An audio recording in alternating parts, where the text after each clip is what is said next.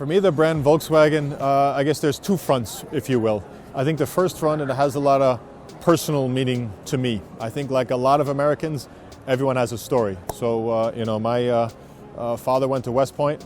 My parents then went to Germany. And, my twin sisters were born in Germany. Of course, while being in Germany, they got to see a fair amount of Volkswagens. And of course, when they returned, they purchased a Volkswagen Beetle. I can remember quite well. We were a family of 5 kids. I was the youngest, and my seat was in the back. We'd call it the third row of an Atlas. So it was the third row of the Beetle. And you remember it vividly. You remember the sound, the smells, the vibrations, the whole aura of the car. The first vehicle I got to drive, the car I learned on, was a Volkswagen Rabbit C and the manual transmission. So a lot of personal memories. But I think, what does it stand for? I think the core of Volkswagen to me always been, first and foremost, the people's. It's always the people's brand, which means it's accessible, it's available, it's approachable.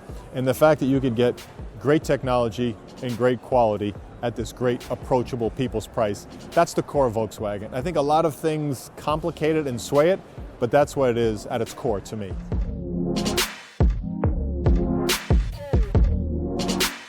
I think first and foremost, I have a lot of pride being in this position, getting a chance to represent this great brand, yet represent it in a country that I love, obviously, and being an American. I think the first point is you don't want to have a skill set that's just American. You want to bring your own skill set and your own contributions, and then, of course, where you come from is the added element. But I think in my mind, when people look at it, you always want a sense of permanence. There's an expression in English, are you an owner or are you a renter? And when dealers look at it, when employees look at it, oftentimes, if it's someone who's not American, they'll say, well, the person's renting. The person's not going to stay too long. And it doesn't have that sense of roots. And I think one of the important things that people feel this is something that has some roots and some establishment. I think the second thing is the culture. There's a mountain of cultural nuances. When you're asking dealers to invest millions of dollars, when you're asking employees to push further, and how you navigate that is something that's very hard to understand if you're not from the country. I think the third biggest point to me, honestly, is to hit the trends. And there's a few simple things about the U.S. market that, frankly, we missed. I think one thing about the U.S.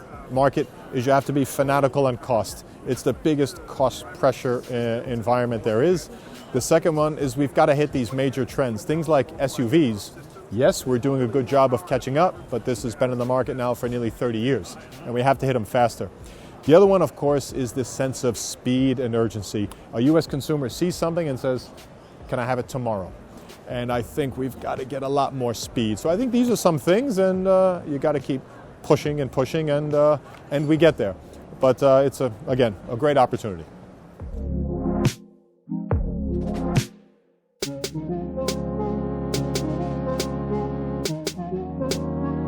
In my mind, it's a crucial moment. As I said, it's also a moment of great opportunity.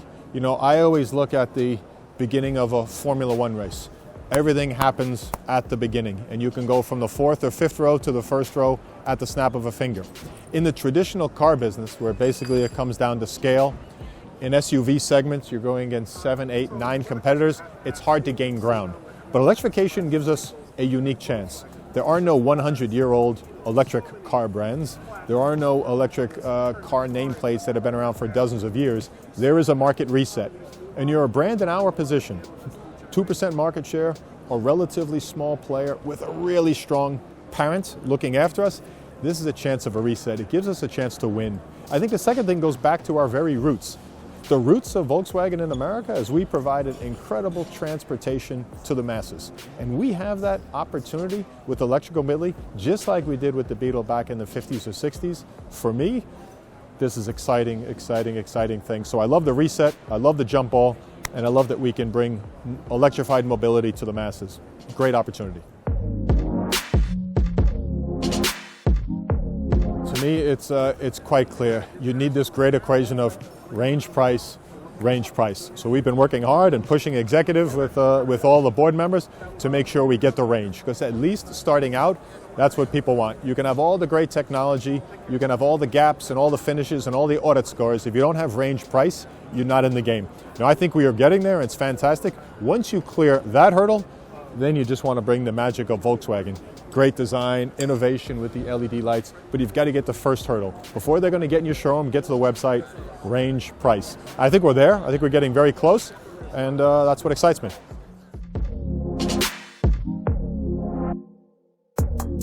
This is a massive undertaking, and when you look at it, decades of consumers have filled their car up with gas. Everyone I know has filled their car up with gas. 95% of Americans have never sat inside an electric vehicle. So this is a breathtaking undertaking that we're talking about. When you have things like that, it's always important to simplify. And when you simplify, in my mind, the number one thing we need is one of the greatest, what I call, trial experiments that's ever taken place. We have to get people inside the cars to drive them. There's all sorts of myth buildup. Can I drive it in the rain? Will it work in the rain? This is the level of understanding that people have. So we've been talking about it for 10, 15 years now. Consumers, it's just arriving. So we have to get trial. The second thing we have to do is, of course, build that belief system with the dealers. They're a representative out there. And when I look at dealers, what do they want? They want an edge in the marketplace. They want a new business opportunity. And we just got back from Chattanooga. We had 900 dealers in a room. And we feel we're giving them that edge. There won't be 10 competitors with an ASUV at this price point. So it's a chance for them to really attack the market. And once they believe that, then anything can happen.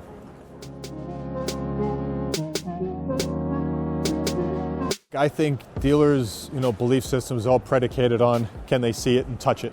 So a good example is we showed them the SUV. We showed them the directional price of the car. We even showed them the monthly lease payment of the car. A lot of people look at religion, and do you believe when you see it or do you believe when you feel it?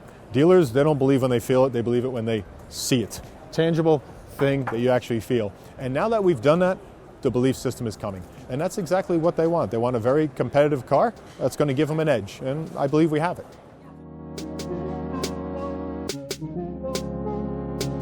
The first thing and the primary thing, we absolutely have to 100% utilize that plant properly.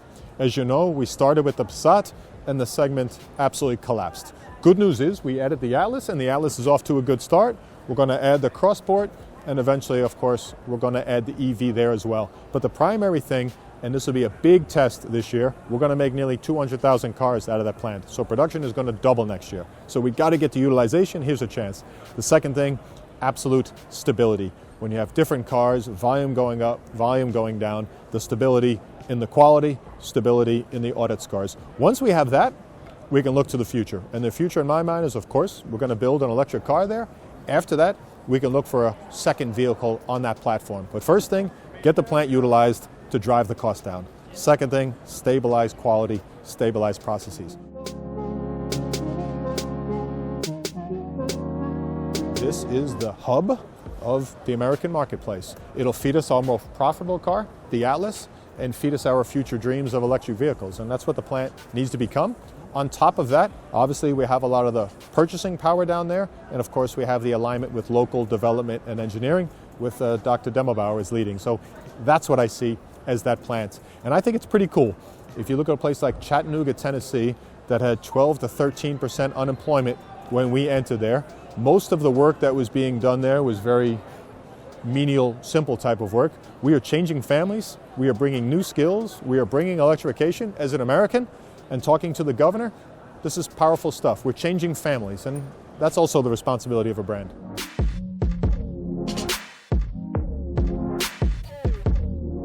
To me, it's just simple logic. If you look at the segment that the ID3 competes in, let's call it the classic hatchback segment. In America, unfortunately, that's about 100,000 cars. If you look at what we're going to do with the SUV, that's 4 to 5 million cars. So look, we need to get the cars on the road, we need to show success, and you have to throw your best punch first. How do we come in with the ID3 and says, yeah, we're just testing it out? They would say, small, Euro car, more of a compliance car. As opposed to an SUV, they're going to say, well, that's in the heart of the market, the heart of the segment, that's a real car. Let's go. So it's an important thing. And we want to throw a good first punch. You never want to throw a weak first punch because you might not get a chance to throw a second one.